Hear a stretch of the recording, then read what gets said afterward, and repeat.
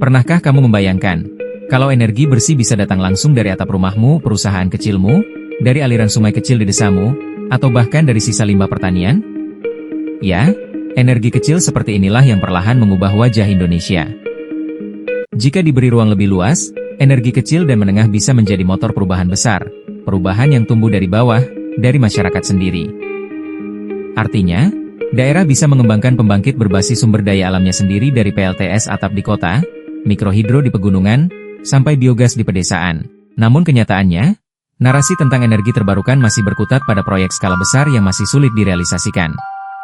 Selain itu, peran pemerintah daerah baik provinsi atau kabupaten masih jarang dibahas secara mendalam. Padahal berdasarkan Undang-Undang Nomor 30 Tahun 2007 dan Undang-Undang Nomor 23 Tahun 2014, pemerintah daerah punya peran penting dalam mengelola potensi energi lokal. Sejatinya transisi energi tidak harus dimulai dari proyek besar. Perubahan besar justru lahir dari langkah kecil di desa-desa dan atap-atap rumah di perkotaan.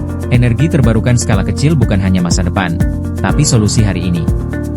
Mari kita dukung gerakan mewujudkan energi bersih dalam skala kecil mulai dari rumahmu, sekolahmu, dan komunitasmu, dan tempat usahamu sekarang juga. Energi kecil, dampak besar, untuk masa depan Indonesia yang lebih mandiri dan hijau. Halo kader energi muda, balik lagi bareng podcast Energi Muda. Hari ini adalah episode terakhir bersama saya Yogi Nupiantara dan juga narasumber kita yang hebat, ada Bung Dadan Ramdan. Di podcast terakhir ini kita akan bahas soal anggaran nasional terkait energi terbarukan. Berapa sih skala untuk skala kecil dan menengah? Dan kenapa masih kalah jauh dengan skala dari fosil? Dan bagaimana? Kita akan ngobrol-ngobrol. Oke, kita akan bahas anggaran nasional APBN terkait anggaran fosil dan juga anggaran energi terbarukan.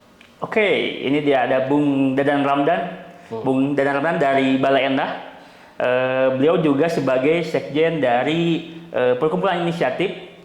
Beliau juga sudah melakukan beberapa riset, juga beberapa kajian terkait anggaran nasional atau APBN terkait energi fosil dan juga energi terbarukan. Oke, mari kita masuk di bulan pertama. Gimana, Bung Dadan? Sehat? Alhamdulillah sehat. Selalu sehat ya? Kabar baik. Kabar baik. Terima kasih sudah bisa ngobrol, sharing ya dengan teman-teman di Kader Muda Energi Indonesia terkait dengan salah satu aspek penting di dalam kebijakan energi terbarukan, sektor energi adalah anggaran publik, khususnya dalam APBN, kebijakan fiskal di dalam APBN. Oke, ini adalah podcast lintas generasi ya. Saya Gen Z dan Bung Ram adalah Y. Jadi Y dan Z. Saya generasi Y. Jadi nggak terlalu jauh ya Bung ya. Iya, nggak terlalu jauh. Oke. Pertanyaan pertama Bung, sebenarnya pendapatan dan belanja sektor energi itu dari apa saja gitu? Apa saja yang yang mendapatkan pendapatan sektor energi di APBN? Ya, jadi sektor energi merupakan salah satu sektor yang berkontribusi pada penerimaan negara.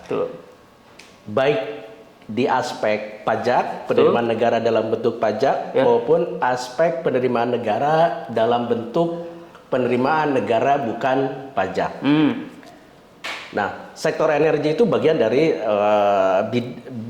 sumber daya alam ya.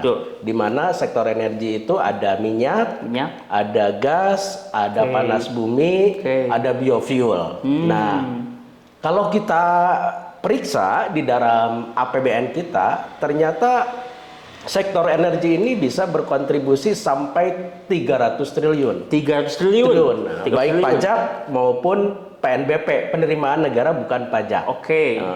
Luar biasa besar begitu ya. 300 triliun. Jadi sekitar 30% dari total penerimaan negara Republik Indonesia ini. Bukan yang dikorupsi tapi yang nikel. Sebenarnya berapa sih porsi persentase pendapatan energi terbarukan dan energi fosil, Bung? Sebelum ke persentase, saya ingin menjelaskan bahwa memang sektor energi di dalam nomenklatur kebijakan anggaran kita, terutama di nasional itu tidak ada pendapatan, tidak ada nomenklatur khusus terkait dengan pendapatan sektor energi. Oh, tidak ada nomenklatur khusus berarti? Nah, tidak ada. Jadi yang ada itu pajak gitu ya, pajak dalam negeri, kemudian pajak perdagangan internasional, kemudian PNBP gitu ya, dan penerimaan hibah begitu. Dan nomenklaturnya memang belum ada, apalagi nomenklatur soal energi terbarukan. Karena di nomenklatur ya, ini kita bicara struktur dulu lah ya, struktur nomenklatur kodifikasi soal anggaran, nggak ditemukan energi terbarukan sebagai satu nomenklatur khusus begitu. Kalaupun ada nomenklatur bahan bakar dan energi. Nomenklatur energi terbarukan itu tidak ada begitu ya. Dan terkait dengan porsi begitu ya, terkait dengan porsi yang ada di dalam APBN kita. Tadi saya menyebutkan bahwa kontribusi sektor energi dari migas, dari panas bumi, dari biofuel, kemudian juga dari batu bara, itu 300 triliun. 300 triliun. Nah, sedangkan porsi dari di luar batu bara itu bisa mencapai 280 triliun. Bisa mencapai 280 triliun. Batu baranya sekitar 60 triliunan lah. Jadi masih lebih besar dari migas ya, minyak dan gas. Panas bumi juga masih di bawah. Itu hanya batu bara saja berarti, Bu? Nah, batu bara tadi sekitar 60 sampai 70 triliun ya. Masih di bawah pendapatan dari migas, minyak dan gas serta panas bumi. Oke. Berarti tidak ada nomenklatur khusus berarti ya? Untuk terkait energi ini berarti ya? Oke. Kalau tadi soal pendapatan, Bung, ini bagaimana porsi belanja APBN gitu ya terhadap energi fosil dan energi batubara? Nah, ini menarik, Bung Yogi ya, terkait dengan pengeluaran negara untuk sektor energi ini. Karena pengeluaran negara itu biasanya di nomenklatur kita, di APBN itu dibagi ke dalam beberapa pos pengeluaran anggaran. Pertama, pos belanja kementerian, ya, yang itu bagian dari pemerintahan pusat. Yang kedua itu pos belanja untuk transfer keuangan daerah, ya, itu dalam bentuk DAK, gitu ya, DAK fisik, non fisik, termasuk DAK infrastruktur.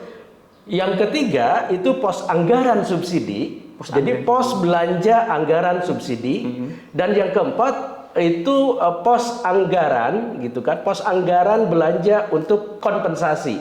Jadi di kita mengenal istilah dana kompensasi. Nah, pos kelima ini berkaitan dengan pembiayaan.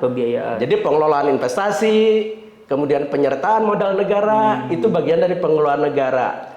Yang itu juga wujud dari belanja negara untuk sektor energi. Nah, untuk sektor energi ini, belanja negaranya itu bisa mencapai 200 triliun. 200 triliun per tahun yang dibagi atau didistribusikan kepada Kementerian SDM, TKD, pembiayaan, kemudian juga subsidi dan kompensasi.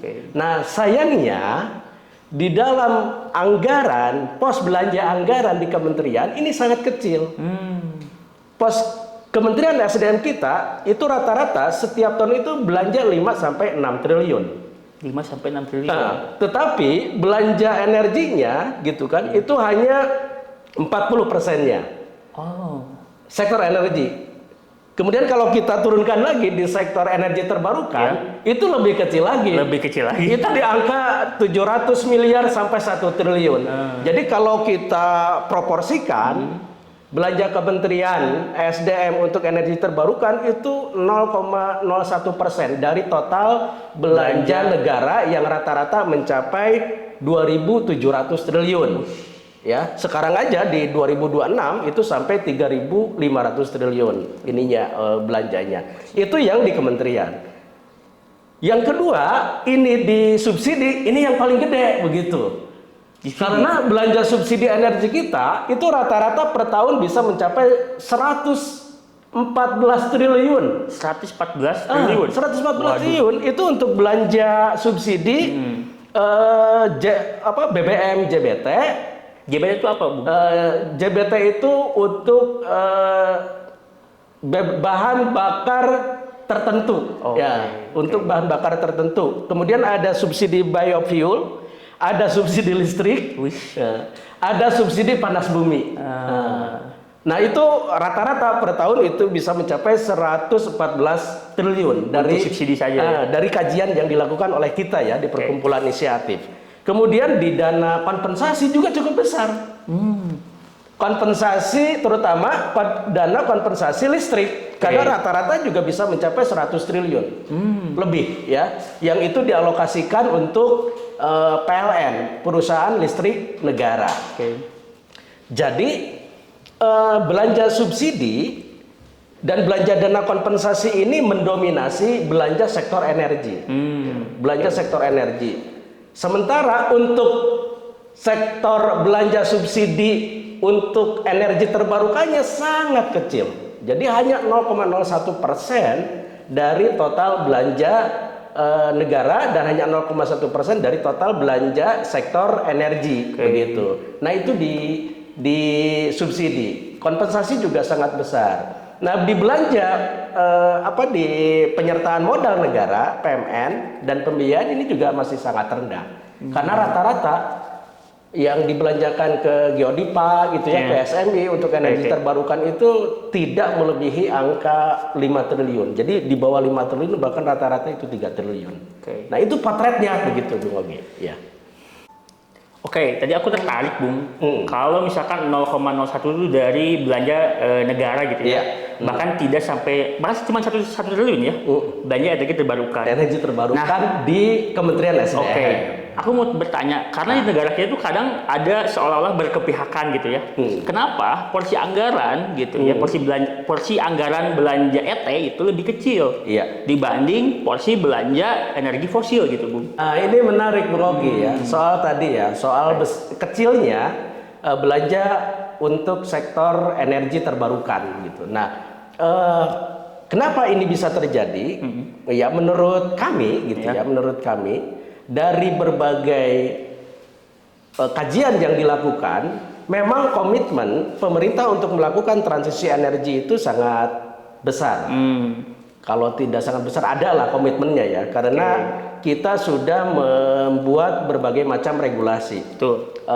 Terakhir kita sedang menyusun regulasi soal undang-undang energi baru dan energi terbarukan. Itu salah satu bentuk komitmen selain komitmen kita kepada ratifikasi protokol perjanjian Paris NDCI atau sekarang menjadi second nationally determined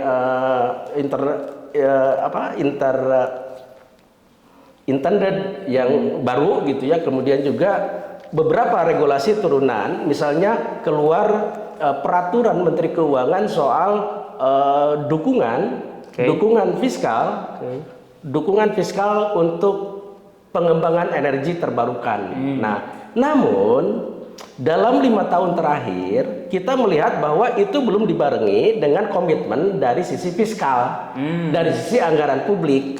Nah, jadi komitmen kebijakannya sudah ada dari sisi regulasi, tetapi komitmen anggarannya ini yang belum mencapai atau belum sejalan dengan komitmen di kebijakannya. Begitu. Siap. Oke, karena ini kan udah klik gitu ya, regulasi udah berkomitmen gitu kan ya, tinggal anggarannya. Bagaimana ideal anggaran atau APBN itu untuk energi terbarukan, Bung? Begini, Bung Ogi ya, kalau kita bicara bagaimana anggaran atau berapa besar anggaran ideal untuk pengembangan energi terbarukan sebagai komitmen untuk menjalankan transisi energi, ya saya kira itu harus kembali lagi pada rencananya, rencana kebijakannya. Karena kalau rencana kebijakannya semakin banyak untuk membangun infrastruktur energi terbarukan, baik skala industri, skala besar maupun skala kecil dan menengah, pasti akan nyambung juga gitu ya dengan berapa besar anggarannya.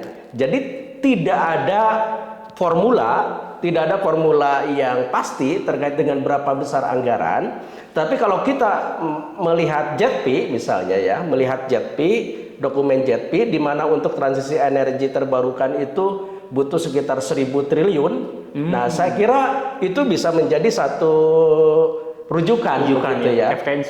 Rujukan karena transisi energi memang tidak bisa cepat begitu ya, tidak bisa cepat, tidak bisa segera harus misalnya anggaran sebesar itu harus keluar di tahun ini atau 1 tahunan, itu memang perlu waktu gitu ya. Dan saya kira kapasitas fiskal yang dimiliki oleh pemerintah kita gitu ya, negara kita cukup besar begitu. Karena tadi kita punya potensi PNBP saja di sektor energi itu bisa mencapai tadi 300 triliun. 300 triliun PNBP ya? Nah, PNBP, penerimaan negara bukan pajak. Nah, 300 triliun itu bisa digunakan, dialokasikan gitu ya, untuk belanja, untuk pendanaan, pengembangan energi bersih ya, energi bersih dan terbarukan, baik skala besar maupun skala kecil. Karena memang saya kira harus begitu ya, untuk memastikan bahwa tidak hanya skala besar saja yang dibangun, tapi skala-skala kecil, karena kita punya potensi alam yang luar biasa, itu bisa dimanfaatkan. Begitu. Jadi sebenarnya harus klik juga gitu ya antara komitmen regulasi dan juga komitmen fiskal anggarannya berarti ya. Dan juga harus dibangun juga skala kecil karena kita juga punya sumber daya alam yang cukup melimpah juga. Betul, ada air, matahari gitu kan, ada angin, kemudian juga biogas gitu ya, biomasa, di mana banyak sekali pertanian dan peternakan yang itu menghasilkan sampah sampah organik yang kemudian bisa dimanfaatkan sebagai sumber energi. Karena kalau ngomong energi, Bung Ogi, kalau pandangan kami itu tidak hanya soal listrik, tapi juga energi untuk bahan bakar gitu ya. Tidak disatukan cuma listrik aja berarti ya? Iya, tidak hanya listrik aja. Oke, tadi kan kita udah bahas ini ya, udah bahas porsi anggaran. Cukup. Kalau saya sih pusing sebenarnya gitu ya. Mungkin teman-teman nanti bisa didiskusikan lebih lanjut sebenarnya gitu ya. Tadi porsi anggaran, persentase gitu kan ya, Bung. Kita mau lanjut ngobrolin soal gitu ya. Efektivitas penggunaan anggaran gitu, Bung. Bagaimana hari ini negara itu memakai anggaran itu dengan efektif gitu kan ya, dengan sebaik-baiknya gitu kan. Nah, sebelum lanjut, Bung, boleh ngopi dulu biar kita relax ya. Kita ngopi dulu aja. Soalnya bahas anggaran tuh lumayan pusing juga kan sebenarnya gitu ya. Apalagi APBN gitu kan ya. APBD aja udah pusing, Bung. Yes. Dari anggaran yang sudah dikeluarkan, apakah penggunaan anggaran sudah efektif atau belum dalam mendukung pembangunan energi terbarukan? Jadi ini soal efektivitas belanja ya, efektivitas belanja anggaran publik untuk sektor energi, termasuk juga sektor energi bersih terbarukan. Jadi gini, Bung Ogi, kalau kita bicara belanja gitu kan, maka belanja anggaran publik ini harus berkualitas gitu ya, harus berkualitas, harus bermanfaat, dan harus memberikan dampak. Gitu ya. Harus memberikan dampak. Jadi salah satu indikator dari kualitas belanja anggaran publik yang baik itu adalah efektivitas. Selain efisiensi, keberlanjutan, kemudian juga kecukupan ya, adekuasi gitu. Nah, untuk belanja efektivitas belanja sektor energi ini, kita melihat bahwa belanja sektor energi kita belum efektif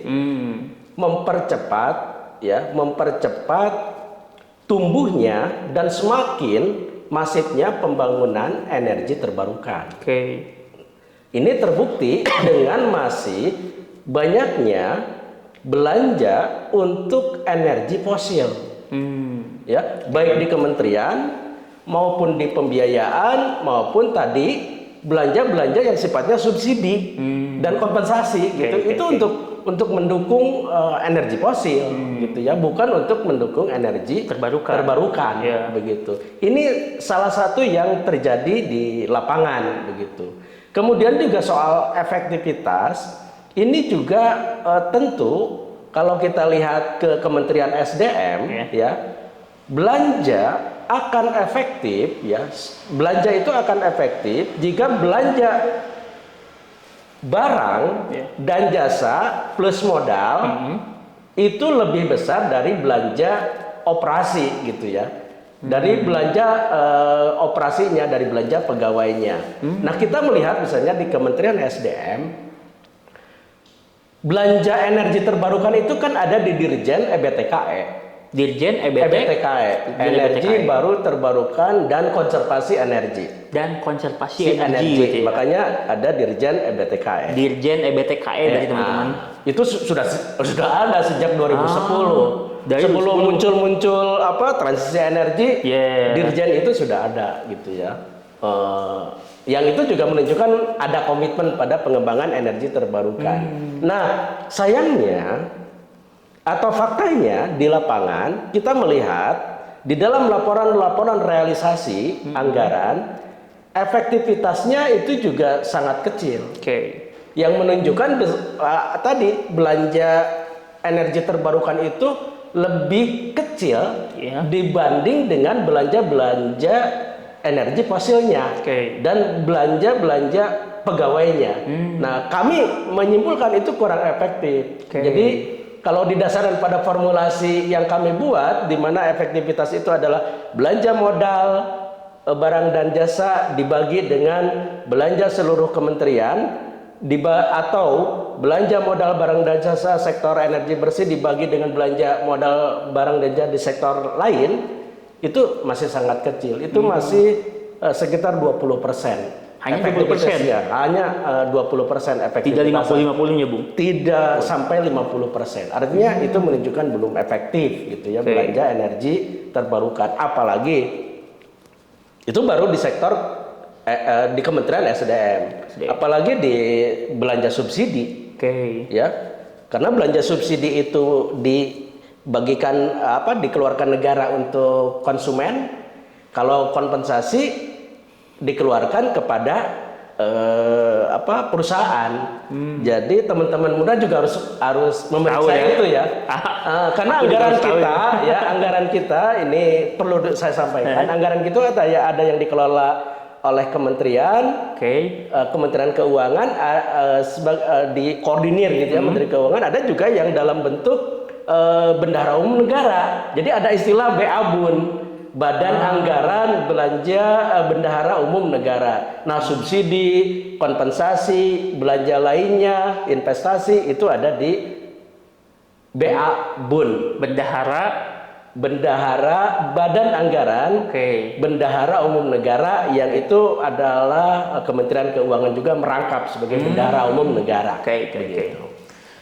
Itu berarti formulasi atau riset-riset inisiatif berarti Bung ya? Iya. Tadi formulasinya itu apa, Bung? Soal belanja anggaran dibagi apa tadi? Nah, jadi efektivitas itu formulanya yang versi yang kita lakukan gitu ya, yang kita buat itu adalah belanja modal berarti barang dan jasa terkait dengan energi terbarukan dibagi dengan belanja modal barang dan jasa di dalam Kementerian SDM. Nah, bisa dicatat tuh untuk kepentingan teman-teman kalau nyari formulasi ya, Bung. Efektivitas gitu kan. Karena saya juga ini lagi nyatet sebenarnya. Karena pemerintah belum memiliki formulasi untuk menilai efektivitas belanja bukan hanya di sektor energi di sektor lain juga.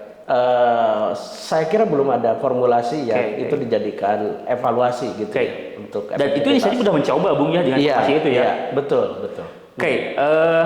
Bagaimana ke depan, Bung, ini ya? Kalau aku lihat gitu ya, cuma 20% teman-teman. Tidak setengah-setengahnya aja sebenarnya gitu ya. Efektivitasnya gitu kan ya.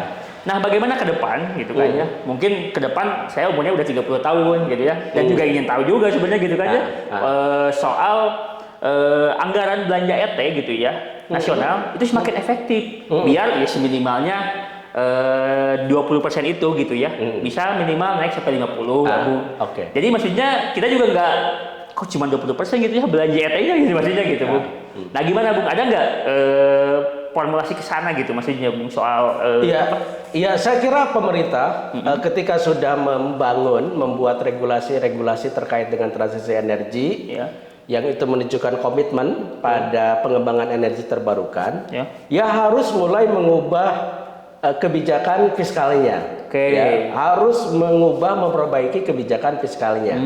Karena ada potensi earmark gitu kan dari pendapatan negara bukan pajak, PNBP itu, sektor energi untuk pengembangan energi terbarukan. Nah, anggaran akan semakin efektif untuk pengembangan energi terbarukan ketika semakin banyak belanja modal plus belanja barang dan jasa yang digunakan untuk pengembangan energi terbarukan, bukan untuk mendukung pada energi fosil.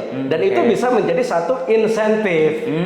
Karena insentif itu untuk mempercepat, untuk meningkatkan produktivitas energi, pembangunan energi terbarukan Indonesia sendiri. Yang kedua, akan efektif bila belanja subsidi bila belanja subsidi semakin naik juga, semakin besar belanja subsidi untuk energi terbarukan, bukan subsidi untuk energi fosil. Yang ketiga, akan semakin efektif belanja energi terbarukan ketika pembiayaan atau penyertaan modal negara yang sekarang akan dilakukan oleh Danantara kan? Danantara nih, nyambung ke Danantara. Itu semakin meningkat untuk investasi, untuk penanaman modal di sektor energi terbarukan.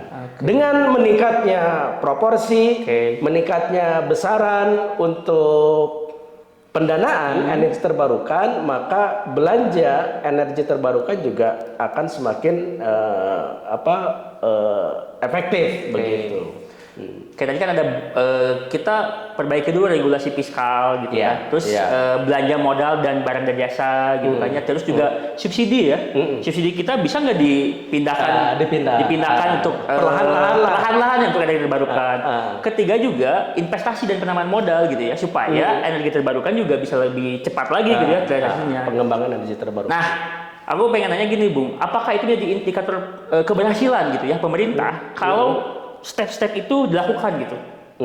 Iya, jadi begini Bung Ogi. Kalau pemerintah masih berkomitmen pada pengurangan emisi 0% NZE di 2060, saya kira itu harus mulai gitu berubah kebijakan baik fiskalnya gitu ya. Karena indikator kebijakan fiskal ini menunjukkan komitmen juga gitu ya terhadap pengembangan energi terbarukan, terhadap transisi energi. Besaran 3.000 triliun, 3.500 triliun kan gede, besar sekali gitu. 300 triliun aja digunakan gitu ya, kemudian dipakai gitu kan untuk memberikan insentif pada pengembangan energi terbarukan, itu juga akan berpengaruh begitu ya. Itu juga akan memberikan pengaruh market energi terbarukan tumbuh, kemudian juga secara lingkungan gitu kan, secara lingkungan juga emisi akan terus menurun seiring dengan semakin banyaknya pembangunan infrastruktur energi terbarukan. Di luar fiskal, moneter juga bisa begitu ya. Makanya ketika Purbaya melakukan atau mengeluarkan kebijakan atau menggelontorkan 200 triliun kepada perbankan, ya harapan kita sih bisa nyambung gitu ya dengan komitmen untuk pengembangan energi terbarukan menuju 0% emisi di 2060. Begitu. Aku sebenarnya pengen ini Bung, tertarik dengan Danantara gitu ya. Danantara itu kan kayak tabungan gitu ya untuk masa depan gitu kan. Nah, bagaimana sih peran Danantara gitu ya terhadap investasi atau penanaman modal untuk energi terbarukan? Karena kan Presiden kita udah menggaungkan tuh ada berapa persen untuk energi terbarukan gitu Bung. Nah, bagaimana tuh? Iya, kita kemarin kan melihat ya, mendengar, kemudian juga membaca di beberapa media bahwa arahan dari Presiden Prabowo itu bagaimana bisa membangun 1 megawatt PLTS di setiap desa. Jadi kalau 1 megawatt dikali 80.000 desa, maka akan ada sekitar 80 gigawatt energi terbarukan. Nah, tapi kita juga masih bertanya begitu ya, gimana arahan itu diwujudkan di dalam kebijakan operasionalnya, di dalam regulasinya, baik yang dibuat oleh Kementerian Keuangan. Kementerian Keuangan sebagai Menteri Keuangan dan sebagai Bendahara Umum Negara, begitu ya, ataupun yang dilakukan atau yang direncanakan oleh Kementerian SDM, ya, Kementerian Energi, Sumber Daya dan Mineral di Indonesia ini. Nah, potensi PNBP juga sangat besar, 300 triliun yang bisa dikeluarkan gitu ya untuk pengembangan energi terbarukan melalui skema mau pembiayaan, mau belanja kementerian, mau belanja TKD gitu, transfer keuangan ke daerah.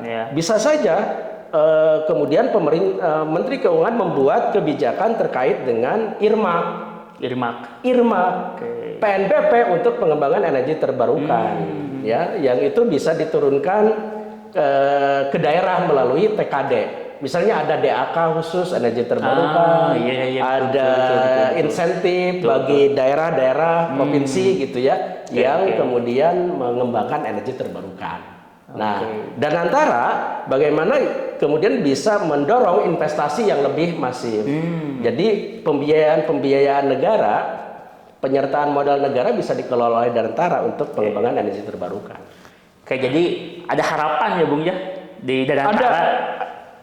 Ya, kita berharap ya. Kalau ada harapan, kita lihat saja bagaimana dalam 1 tahun ke depan misalnya ada kebijakan baru, karena saat ini memang belum ada kebijakan atau rencana, kan Danantara harus punya rencana bisnis pengembangan energi terbarukannya belum ada, atau mungkin sedang disusun begitu ya. Baru masih pidato berarti punya. Seru banget Bung bahas persentase. Proporsi ngomong duit ya, duit gitu ya, maksudnya wah gila gitu, saya nggak kebayang sih uang 300 triliun itu kayak gimana Bung sebenarnya.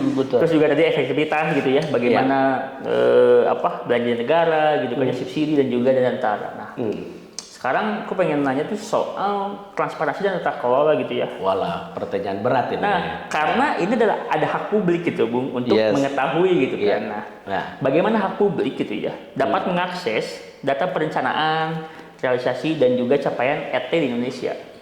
Iya, saya kira isu tata kelola yang di dalamnya itu soal transparansi, akuntabilitas itu menjadi hal yang sangat penting. Nah, saat ini kita melihat bahwa praktek tata kelola anggaran baik pendapatan maupun belanja sektor energi ini masih bermasalah. Ini terbukti dengan praktek korupsi, ya, praktek korupsi, kemudian kerugian negara.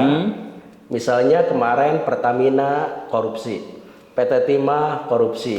Ini juga menunjukkan praktik tata kelola anggaran publik di sektor energi yang sangat buruk. Belum lagi pada soal perizinan gitu ya, yang masih belum memastikan publik, kelompok-kelompok masyarakat mudah, cepat untuk mengakses perizinan untuk mengembangkan sektor energi terbarukan. Jadi masih sangat sulit gitu ya, karena dominasinya, ini yang ketiga nih soal dominasi tata kelola energi kita masih didominasi oleh PLN, baik dari hulu maupun ke hilir gitu ya. Itu persoalan. Selain sepertinya untuk anggaran juga masyarakat belum bisa mengakses secara memadai ya, karena tadi seperti yang saya sebutkan, nomenklatur sektor energi itu nggak ditemukan gitu ya. Kemudian untuk mendapatkan informasi terkait berapa pajak dari sektor energi juga masih sangat sulit, karena itu bisa dikatakan sebagai data pribadi. Kemudian juga detail terkait dengan pendapatan-pendapatan negara, baik pajak maupun PNBP, di sektor energi juga masih sangat sulit untuk diakses. Ini yang terjadi begitulah di praktek tata kelola anggaran publik kita. Oke, banyak persoalan sebenarnya gitu ya. Apalagi korupsi kayaknya lebih besar lagi kayaknya persoalannya gitu ya. Oke, di Indonesia gitu Bung, kadang ada tumpang tindih program gitu ya. Terus kita juga bingung siapa yang ngelidnya gitu.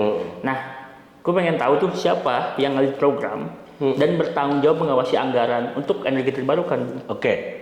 Jadi begini, teman-teman muda semua ya. Leading sektor terkait dengan energi ini kan ada di SDM, ya. Tetapi leading sektor untuk aspek fiskal itu ada di Kementerian Keuangan. Aspek fiskalnya. Nah, untuk tata kelola yang baik, saya melihatnya atau kami melihatnya bahwa regulasi Kementerian SDM bisa mendorong pembuatan regulasi. Tentunya yang sudah dibahas bersama DPR gitu ya, DPR RI.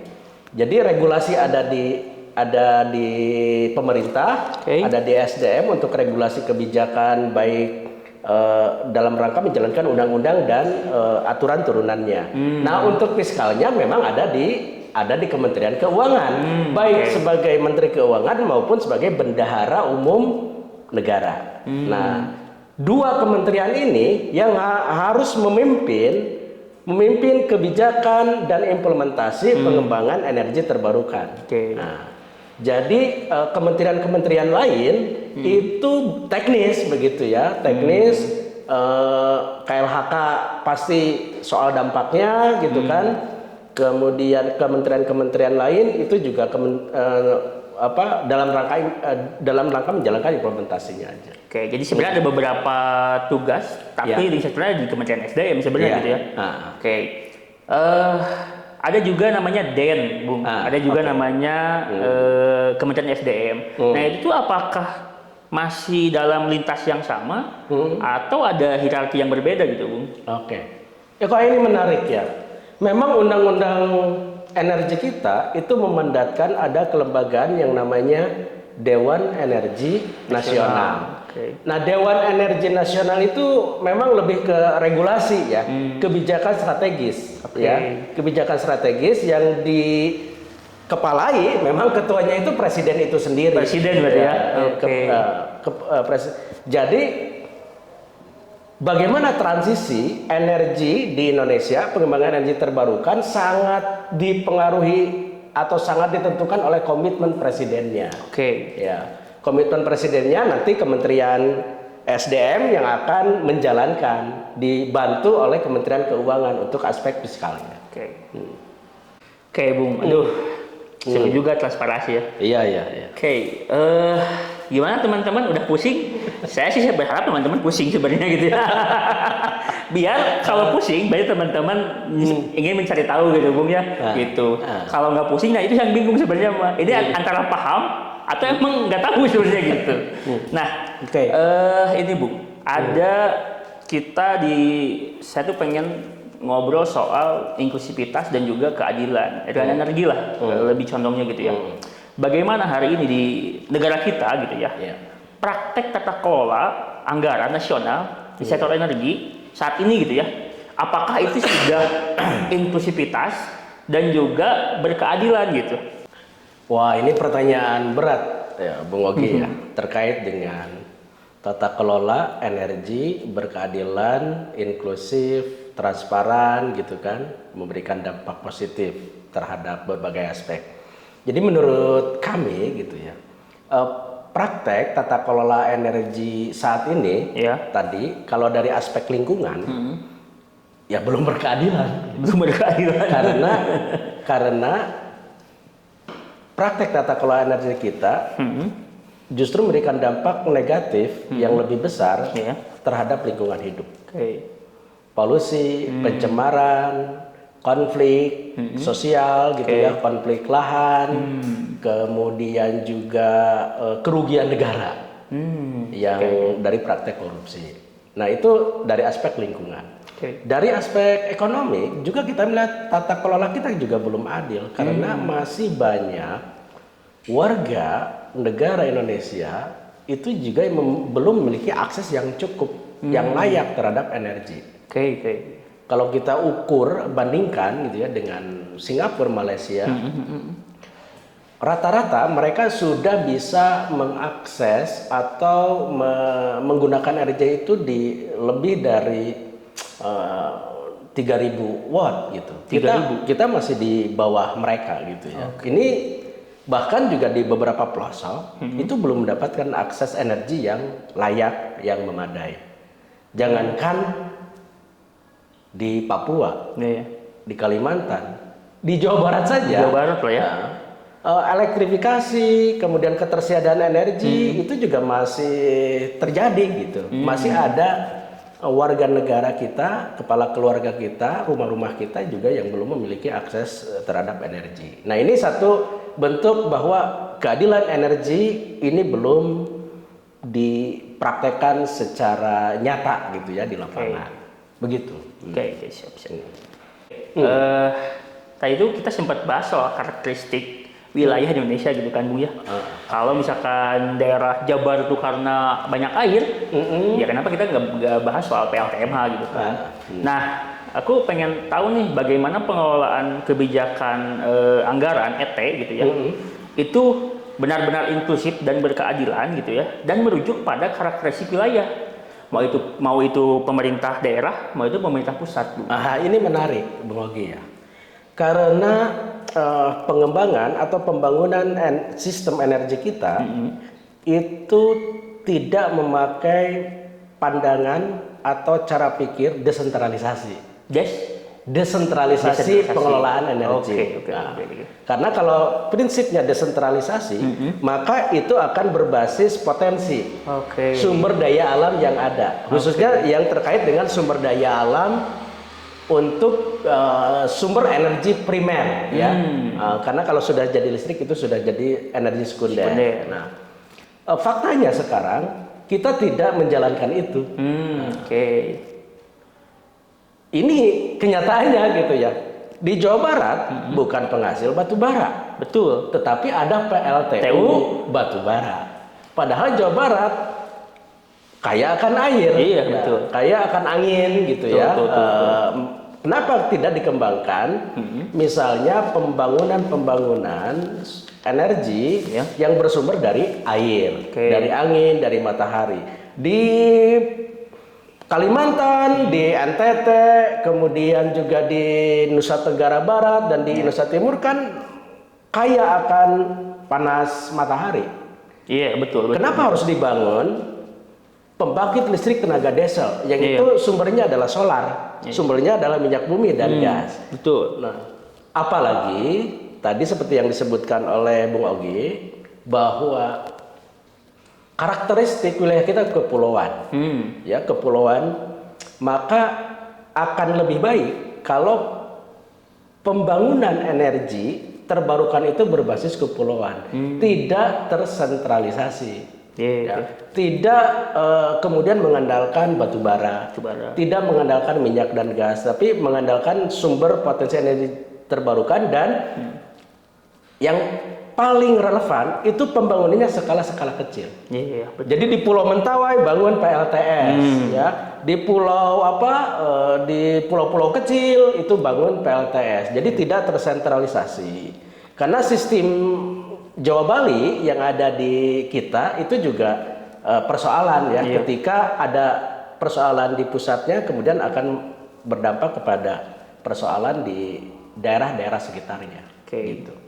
Itu menarik sebenarnya begitu Bu, kalau kita pakai skema karakteristik wilayah gitu ya. Silakan teman-teman yang nonton podcast ini itu bisa dicari tuh apa sih karakteristik wilayah untuk energi terbarukan gitu ya. Kalau saya di Jawa Barat sama Bung Ram mungkin air gitu ya, melimpah. Tapi kenapa harus pakai batu bara sebenarnya gitu kan ya? Kenapa harus ada batu bara? Harus ada batu bara dan jalannya dari Kalimantan lagi jauh-jauh gitu ya. Geothermal juga ada di Jawa. Geothermal juga ada gitu kan. Oke, itu bahasa soal asal benar aja pengelolaannya. Itu soal karakteristik wilayah gitu, Bung. Aku mau tanya soal bagaimana ada nggak skema anggaran gitu, Bung ya, untuk menargetkan kelompok-kelompok rentan seperti perempuan gitu kan ya, terus petani, UMKM, agar mereka juga jadi penerima manfaat gitu, Bung. Ya. Praktek belanja anggaran publik kita memang belum sensitif pada upaya untuk memberikan insentif bagi para pelaku ya, baik itu penyedia maupun pengguna energi terbarukan. Karena anggaran kita lebih banyak digunakan untuk skala besar gitu ya, skala industri. Padahal potensinya itu ada di skala kecil dan menengah. Jadi ada small, medium, renewable energy yang sangat kaya di Indonesia, apalagi dengan basis kepulauan tadi. Persoalannya anggaran kita belum memihak pada pembangunan energi terbarukan skala kecil dan menengah yang itu akan lebih memberikan dampak terhadap kelompok-kelompok rentan, kelompok UMKM gitu ya, kelompok ibu-ibu, karena praktek di lapangan banyak ibu-ibu yang mengembangkan usaha, mengembangkan ekonominya, membutuhkan energi, tapi tidak murah gitu, tapi mahal. Dengan energi terbarukan itu harapannya bisa lebih murah sehingga bisa meningkatkan pendapatan. Ujung-ujungnya pada kesejahteraan warga gitu ya, termasuk perempuan, ibu-ibu dan lain sebagainya. Lagi-lagi politik anggaran sudah berpihak ya? Iya, belum berpihak. Oke, pertanyaan kunci terakhir, Bung. Saya, Bung Ram gitu ya, teman-teman yang nonton juga gitu. Bagaimana peran kita gitu ya untuk mengawal gitu ya, tata kelola, transparansi gitu ya, berkeadilan gitu. Di mana sih peran kita gitu, Bung, untuk mengawal anggaran itu gitu, Bung, anggaran APBN itu gitu, Bung. Gini, Bung Ogi, kalau negara kita berkomitmen pada transisi energi, mempercepat pembangunan energi terbarukan, maka ada 5 aktor yang harus menjalankannya. Ada pemerintah, ada kelompok masyarakat, ada perguruan tinggi, akademisi, ada media, dan dunia usaha atau pelaku usaha. Ya, deket itulah. Nah, perkumpulan inisiatif dan teman-teman itu ada di kelompok masyarakat. Atau yang kita sebut dengan civil society organization, CSO, kelompok masyarakat sipil. Nah, saya kira dalam transisi energi ini harus berkontribusi. Kita harus menjadi bagian aktif, bagian dari pelaku yang aktif untuk membangun transisi energi yang berkeadilan tadi. Caranya dengan apa gitu ya? Seperti apa caranya? Nah, semampu kita sebetulnya sesuai dengan kapasitas yang kita miliki. Kapasitas kita misalnya di kajian. Mari kita mengkaji potensi energi terbarukan, mengkaji teknologi energi terbarukan, meneliti, mengumpulkan data dan lain sebagainya. Itu bisa kita lakukan. Yang kedua, mengedukasi. Kalau kita sudah punya pemahaman, kita sudah punya pengetahuan, mari kita edukasi ke yang lain. Nah, syukur-syukur kita bisa berkolaborasi dengan pemerintah. Kalau pemerintahnya yang mau, ya kita harus kolaborasi. Apalagi pemerintahnya punya komitmen, misalnya di Jawa Barat, misalnya Jawa Barat pemerintah punya komitmen, harus kita dukung. Gitu. Jadi edukasi, kajian, ya, kemudian juga berkolaborasi untuk bagian dari advokasi lah, perbaikan kebijakan-kebijakan yang ada. Nah, itu yang bisa kita lakukan semampu kita, sebisa kita, sesuai dengan kapasitas yang kita miliki. Oke, keren sekali diskusi hari ini, Bu. Kalau aku sih inginnya kita selesai di sini, kita ngobrol lagi sebenarnya gitu, Bung ya. Boleh. Dan juga teman-teman juga bisa bisa mendiskusikan ini dengan teman-teman yang lainnya gitu ya. Untuk ya seenggaknya jadi insight baru gitu ya soal energi terbarukan gitu.